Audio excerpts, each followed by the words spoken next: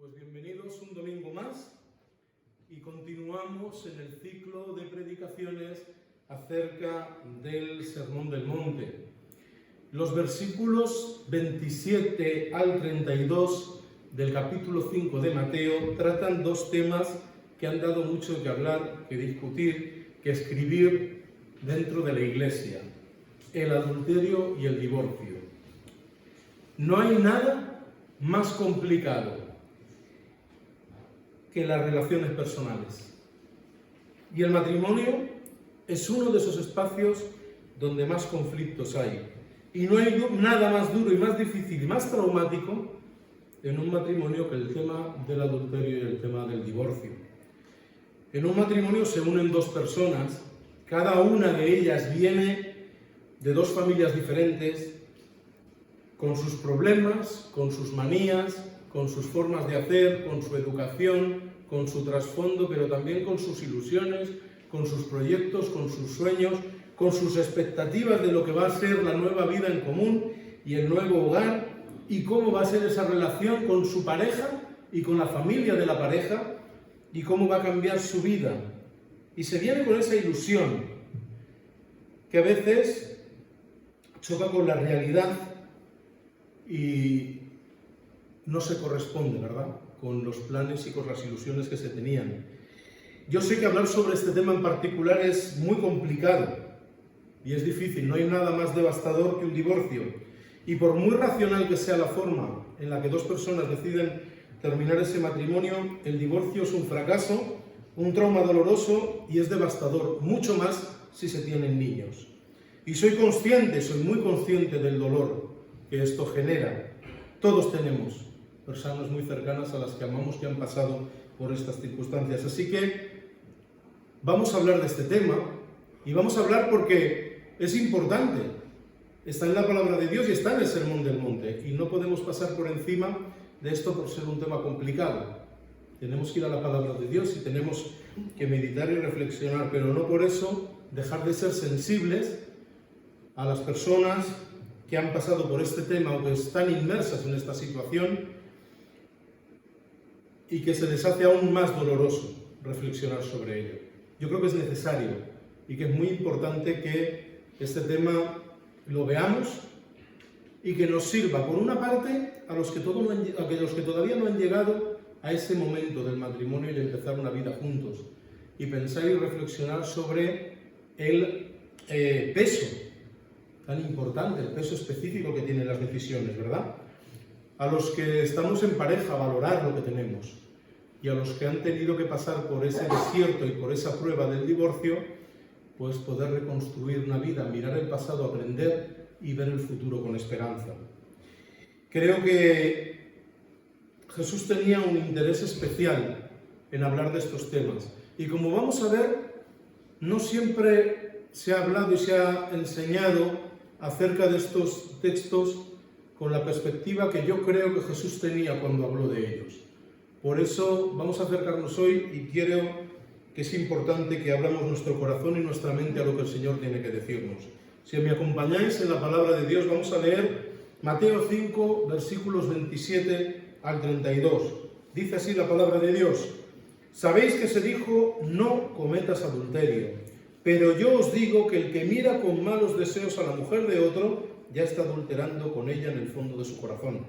Así que si tu ojo derecho es para ti ocasión de pecado, sácatelo y arrójalo lejos de ti. Más te vale perder una parte del cuerpo que ser arrojado entero a la gehenna.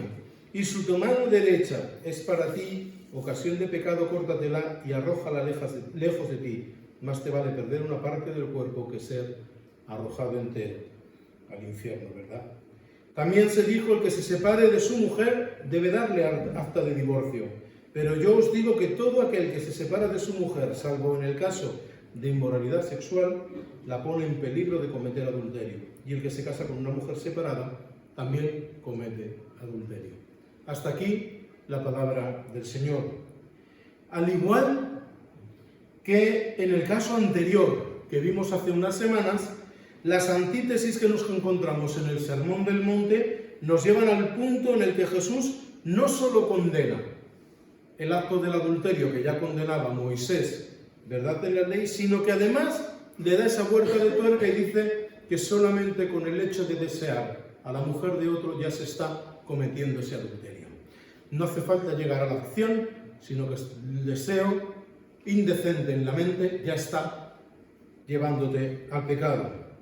Hemos dicho en muchísimas ocasiones, y no me cansaré de repetirlo, que cada libro, cada pintura, cada película, cada canción, cada obra de arte es deudora de la época en la que se produce, en la que se realiza, en la que se hace.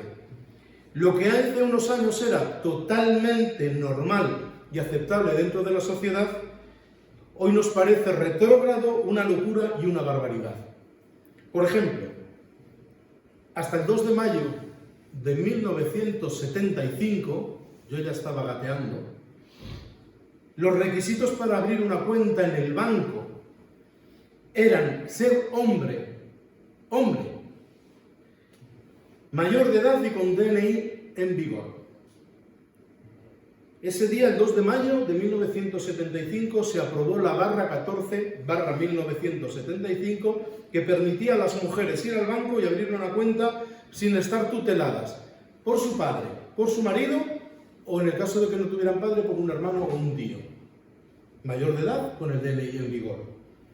No fue hasta la Constitución de 1978, en diciembre, en la que se reconoció la igualdad entre hombres y mujeres en algunos aspectos, no en todos. Y a partir de esa fecha es cuando la mujer puede administrar una herencia, administrar los bienes de la casa y sacarse el DNI sin la presencia de un hombre. De esto no hace tanto tiempo. Calculo que la mitad de los que estáis aquí lo recordáis porque lo vivisteis. Yo no lo recuerdo, aunque ya te digo que estaba gateando. Hace menos de 50 años en España se vivía de esta manera. Pero es que el divorcio y el adulterio en las sociedades occidentales no se empieza a despenalizar en algunas de ellas hasta finales de los 90. Hasta finales de los 90 estaba prohibido divorciarse en muchos lugares de España, de Latinoamérica. Imaginaros esto hoy, imaginaros las palabras de Jesús en medio de una sociedad en la que la mujer no tenía prácticamente ningún poder de decisión y para muchos de ellos era considerada como un mero instrumento para hacer crecer la familia y satisfacer los instintos sexuales, además de estar sirviendo a los varones de la familia.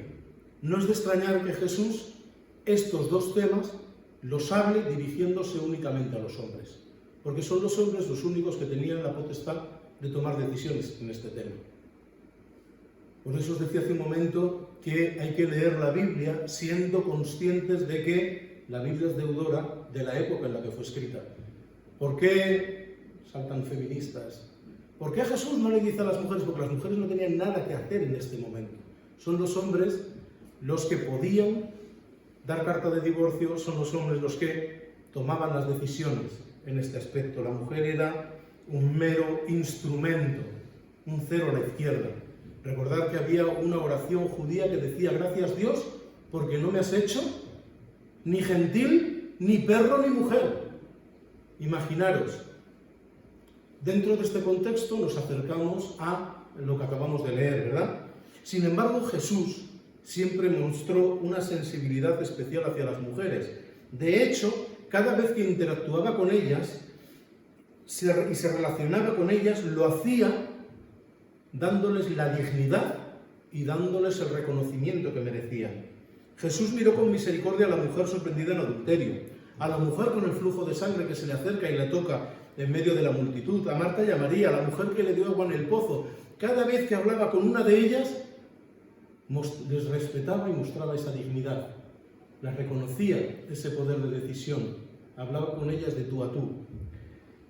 La palabra de Dios nos muestra cómo Jesús no veía a las mujeres como un cero a la izquierda, sino que, como os acabo de decir, cada vez que se encontró con una de ellas, las trató y les dio esa dignidad y ese valor. Hasta ese punto que Jesús, en medio del Sermón del Monte, introduce estos dos temas. Porque os adelanto que esto no tiene que ver con sexualidad. Esto no tiene que ver con el sexo. Estos dos textos que acabamos de leer tienen que ver con la familia, con la institución de la familia. Jesús le importa muchísimo la familia. Es una institución que ha creado Dios. Y dentro de la familia, la integridad y la dignidad de las mujeres es fundamental. En los textos que acabamos de leer, lo que Jesús está haciendo es defender la figura de la mujer frente a lo que estaba ocurriendo en esa época, donde, como hemos dicho, eran únicamente un objeto sexual, una criada o una herramienta para procrear. El tema fundamental de estos dos textos que acabamos de leer es la protección de la familia, y la familia se protege dándole a la mujer la dignidad que merece, la misma que los hombres. Y vamos a ver cada uno de estos dos aspectos por separado para volver a unirlos al final. ¿Qué es lo que dice Jesús acerca del adulterio? ¿Sabéis que fue dicho que no cometerás adulterio? ¿Sabemos lo que es el adulterio? El adulterio es diferente a la fornicación, no es lo mismo. El adulterio es cuando dos personas tienen relaciones sexuales y una o las dos tiene su matrimonio fuera de esa unión. La fornicación es cuando dos personas tienen sexo fuera del matrimonio, pero no hay implicada terceras personas en matrimonios. ¿Entendido? Es diferente. Aquí estamos hablando del adulterio. Y dice Jesús, ¿sabéis que fue dicho? No cometerás adulterio. Sexo entre dos personas y alguna de ellas casada. Pero yo os digo, el que mira con malos deseos a la mujer de otro, ya está adulterando con ella en el fondo de su corazón. Está señalando con el dedo a los hombres. Así que si tu ojo derecho es para ti ocasión de pecado, sácatelo y arrójalo lejos de ti. Más te vale perder una parte del cuerpo que ser arrojado por entero a los infiernos. Y si tu mano derecha es para ti ocasión de pecado, córtatela y aléjala lejos de ti, porque más te vale perder una parte del cuerpo que perder todo, ¿verdad? Una vez más, Jesús toma la ley de Moisés y le da una vuelta de tuerca a la interpretación. No solamente el acto de adulterar es pecado, sino que desear a la mujer de otro o estar tú casado y desear a otra mujer es pecado. Cuando dejamos que el deseo indecoroso anide en nuestro corazón, estamos pecando. Jesús es consciente de que la codicia, que es desear aquello que no nos pertenece hasta el punto de pecar, es tan nefasta para las personas que va mucho más allá. Así que dice que si el ojo que nos hace pecar es lo que nos hace pecar, lo arranquemos. Y si la mano es la que nos hace pecar, que la cortemos. La codicia en sus dos dimensiones. El deseo, representado por la visión, por el ojo, y el acto, representado por la mano. Jesús manifiesta que es mucho mejor vivir sin una de estas dos partes de tu cuerpo que pecar. Aquí hay un tema muy importante que a veces a la Iglesia se le ha pasado de largo y a la sociedad en la que vivimos también. Jesús identifica el origen del pecado en nuestro ojo y que de nuestro ojo vemos, asumimos y va a nuestra mano y cometemos el pecado. Durante mucho tiempo la Iglesia y la sociedad se ha tratado el pecado sexual, el tema sexual, señalando a la mujer con el dedo como provocadora del hombre indefenso que ha caído en el pecado porque Satanás le ha puesto a esa mujer por delante. Sin embargo, Jesús rechaza esto y dice, perdona, si estás pecando es por tu culpa, por tu responsabilidad, arranca tu ojo, porque tú eres el único responsable de lo que estás haciendo en tu vida. Porque tú eres el único responsable del pecado que estás cometiendo. Y cuando tengas que dar cuentas por ello, no podrás ponerte delante del Señor y decir, ay, es que fulanita me provocó. No. Jesús apunta con el dedo a nuestra propia responsabilidad, tanto de hombres como de mujeres. Somos responsables de nuestras propias decisiones. Y Jesús nos apunta a nosotros. Y nos dice que si nuestro ojo es el que nos hace pecar, lo saquemos. Y si nuestra mano es la que nos hace pecar, que la arranquemos. Pero en ningún momento pone el foco de atención, en este caso está hablando de los hombres, en las mujeres, como elementos de provocación. Y sin embargo, en tantas ocasiones se ha apuntado a eso. Se ha restituido al hombre y la mujer es la que provocó la situación. y se le señala con el dedo. Pero es que hoy tristemente vemos en las noticias, en la televisión, que cuando una mujer sufre violencia por parte de un hombre, lo primero que hace el fiscal o incluso los abogados es preguntarle cómo ibas vestida, a qué hora ibas por la calle, ¿tomaste algo? ¿Por qué estabas allí a esa hora? En vez de acusar con el dedo al que comete el mal sobre esa mujer, se busca justificar que lo que le ha pasado es culpa suya, porque iba de una determinada manera a una hora que no debía, o lo que fuera, ¿verdad? Jesús nos dice que no, que somos nosotros los únicos responsables de nuestros actos, y que nosotros tomamos las decisiones y que en nuestra mano está rechazar todo aquello que nos puede originar un problema. Ya hemos hablado de que la Biblia es deudora de la época, por lo tanto apunta al hombre y a la responsabilidad del hombre. Jamás podremos excusarnos, ninguno de nosotros, porque este mensaje es para todos, aunque Jesús lo ilustra y lo enfoca en el hombre, jamás podremos excusarnos, ninguno de nosotros, en el otro para justificar nuestro propio pecado. Y aquí está hablando de sexualidad, pero esto sirve para todo. Nosotros somos los únicos responsables de nuestras decisiones, los únicos responsables de nuestros actos. Y no podemos nunca responsabilizar a otros de lo que hemos hecho.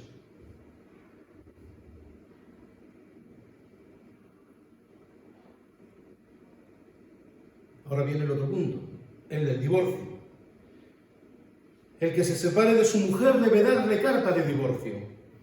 Pero yo os digo que todo el que se separa de su mujer, salvo en caso de inmoralidad sexual, la pone en peligro de cometer adulterio, y el que se casa con una mujer separada también comete adulterio. Si nos vamos a Mateo 19, Jesús va a explicar esto un poquito más amplio, respondiendo a la misma pregunta y con más detalle. Mateo 19, versículo 3. En esto se le acercaron unos fariseos que, para tenderle una trampa, los fariseos siempre iban a tender una trampa, y le preguntaron: ¿le está permitido al hombre separarse de su mujer por un motivo cualquiera? Jesús le contestó: vosotros habéis leído que Dios, cuando creó al género humano, los hizo hombre y mujer, y dijo: por esta razón dejará el hombre a sus padres, se unirá a una mujer, y ambos llegarán a ser como una sola persona, de modo que ya no son dos personas sino una sola. Por tanto, lo que Dios ha unido no debe separarlo el ser humano. Y ellos dijeron: entonces, ¿por qué dispuso Moisés que el marido dé a la mujer el acta de divorcio cuando vaya a separarse de ella? Jesús les contestó: a causa de vuestra incapacidad para entender los planes de Dios, Moisés consintió que os separaseis de vuestras mujeres, pero en principio no era así. Y yo os digo esto: el que se separe de su mujer, a no ser en caso de inmoralidad sexual, y se case con otra, comete adulterio. En este punto podemos afirmar que, a diferencia de los fariseos y la Iglesia en muchas ocasiones, estos estaban únicamente preocupados en qué causas estaba justificado el divorcio, y sin embargo a Jesús lo que le preocupaba era la institución del matrimonio. Fijaros el diferente enfoque de los dos. A los fariseos lo único que les interesaba era: ¿cuándo podemos dar carta de divorcio? ¿En cualquier caso o en alguno solo? Y a Jesús eso no está el foco ahí. El foco está en el matrimonio, en que el matrimonio funcione, porque en los planes de Dios el matrimonio es una institución sagrada. Ese es el diferente foco que hay ahí. Sabemos que en los tiempos de Jesús, si leemos libros que no son la palabra de Dios, pero que nos dan mucha información acerca del contexto de la época, uno de ellos, y me parece que hay alguno en la nueva biblioteca, es los libros del historiador Flavio Josefo, que vivía en aquella época, en los tiempos de Jesús, y habla mucho acerca de todo esto. Y él explica que en la época de Jesús había dos escuelas rabínicas con dos interpretaciones acerca de lo que decía la Torá y cómo debían vivirla los judíos. Lo mismo hay denominaciones cristianas evangélicas, pues había dos líneas, dos escuelas rabínicas. La escuela del rabí Shammai adoptó una interpretación rígida en cuanto a este tema y señalaba que, basándose en Deuteronomio 24:1, que es el texto de Moisés al que Jesús hacía referencia, la única base para el divorcio era la ofensa matrimonial grave, algo indecoroso o indecente, y no se podía salir de ahí. Sin embargo, la escuela del rabí Hillel sostenía una postura mucho más relajada, ya que entendía que el hombre podía divorciarse casi por cualquier cosa, desde la ofensa más trivial, como que no le gustaba cómo cocinaba su nueva mujer, hasta que su mujer había dejado de ser atractiva porque le gustaba otra más, podía darle carta de divorcio y despedirla. Deseaba otra mujer más, firmaba el documento, tú para allá y yo voy a por otra, ¿verdad? Todo esto justificaba el divorcio y entre medias cabía todo. Por lo tanto, Jesús, cuando habla de este tema en el Sermón del Monte, así como cuando amplía su explicación a la pregunta de los fariseos en Mateo 19, lo que está haciendo es proteger y cuidar la institución del matrimonio, proteger a la familia. Jesús reconoce que hay circunstancias en las que el matrimonio se puede romper. Y por eso Moisés enseñó que esa carta de divorcio está permitida. Hay situaciones que son insostenibles.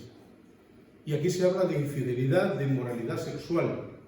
Pero si trasladamos el concepto de infidelidad al Antiguo Testamento, cuando se habla de infidelidad y se toma la figura que Dios pone con la Iglesia, es la Iglesia la novia, el pueblo de Dios es esa novia por parte de Dios, que tantas y tantas veces es infiel a Dios, abandonando su primer amor, todo esto en términos que encontramos en el Antiguo Testamento, y una y otra vez son infieles abandonando ese primer amor.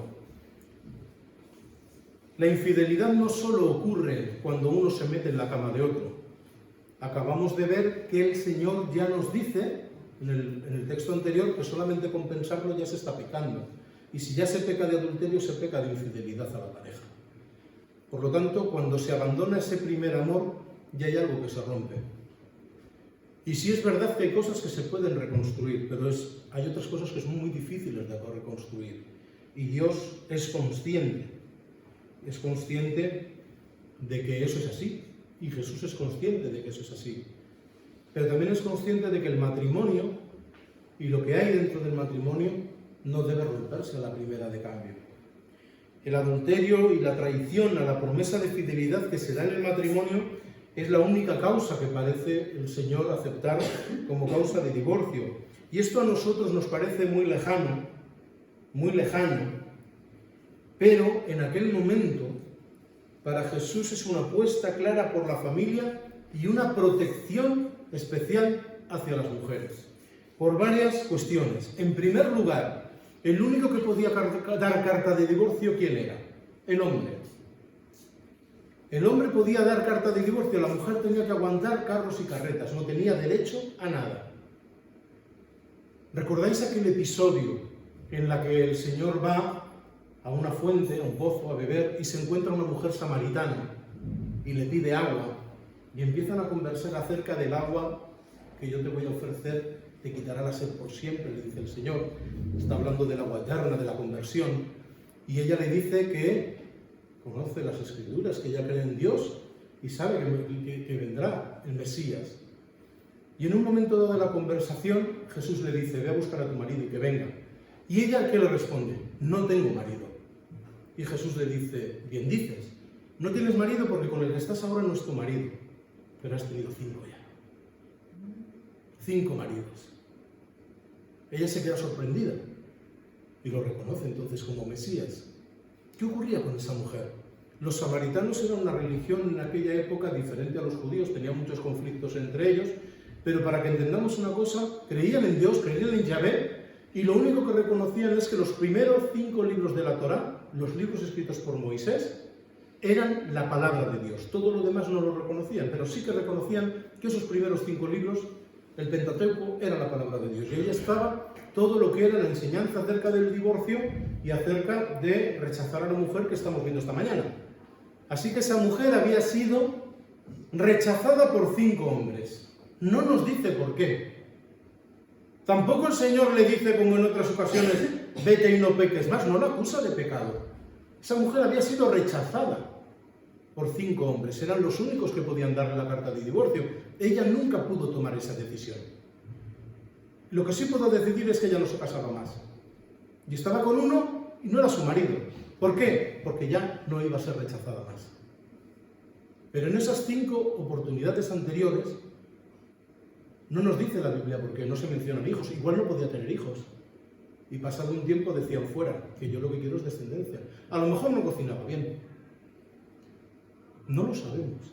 Lo único que sabemos es que había sido repudiada, rechazada y había recibido esa carta de divorcio 5 veces. Y Jesús rechaza eso.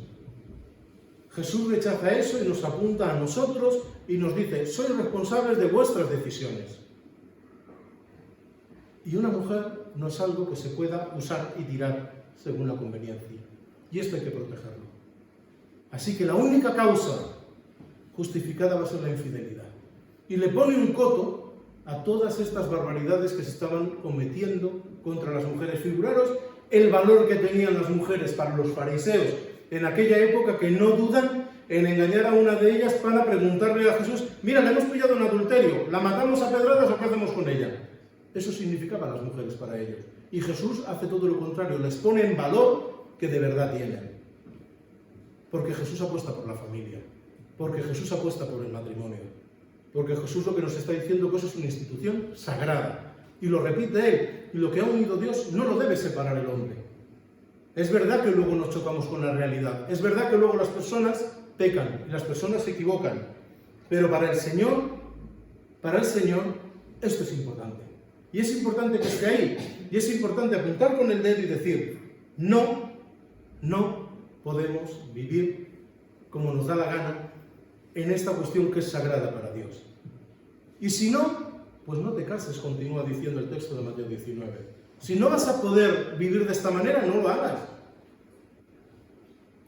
Claro que el matrimonio hoy no tiene ese significado, ¿verdad? Fuera del contexto eclesial y del contexto de la fe, hoy el matrimonio, figuraros lo último, ya no hay que ir al registro civil. Hoy un notario certifica tu boda, desde hace un par de semanas, vas al notario, te casas, y eso ya sirve. Igual que vas al notario y dices que ya no queremos estar juntos, firmas un papelito y ya está.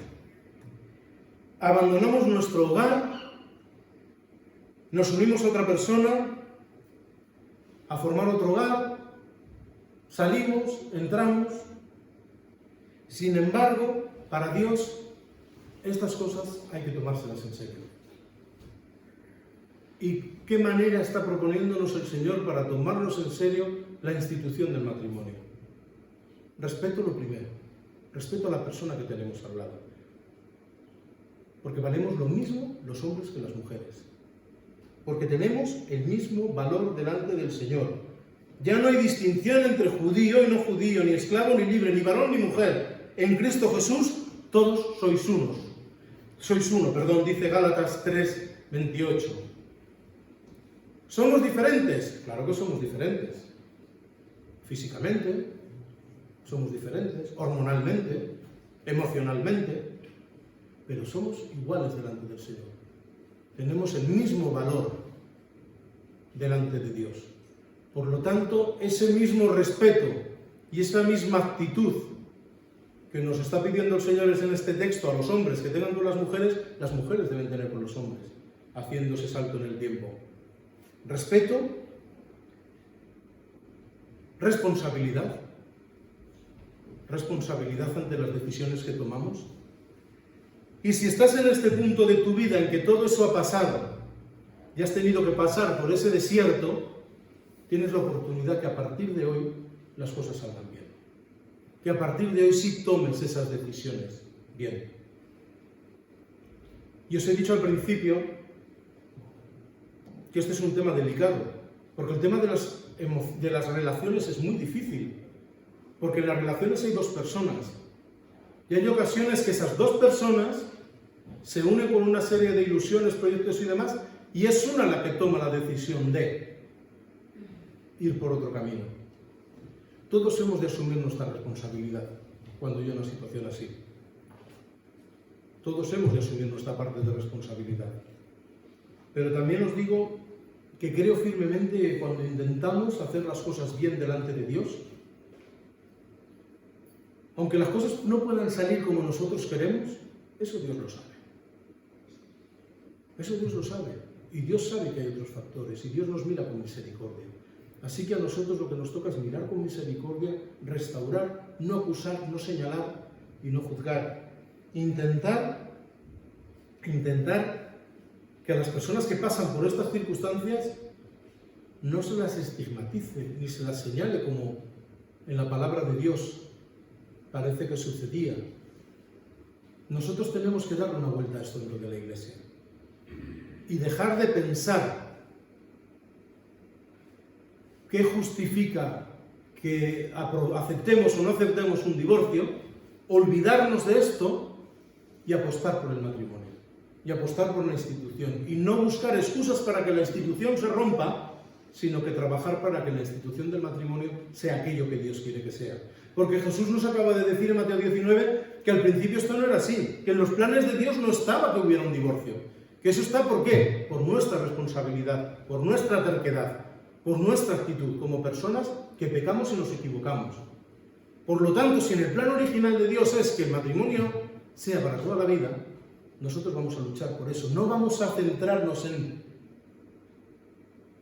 como han hecho muchas iglesias a lo largo de la historia, en crear un documento que diga estos divorcios son buenos, estos divorcios son malos. A estos divorciados les dejamos casarse otra vez y a estos divorciados no. A estos se les señala con el dedo y a estos no.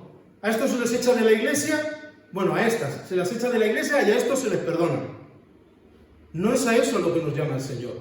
El Señor nos llama a reconciliar, a construir, a cuidar y a dar segundas oportunidades. Porque si el Señor nos lo hubiera dado a nosotros a la segunda oportunidad, no estaríamos aquí hoy.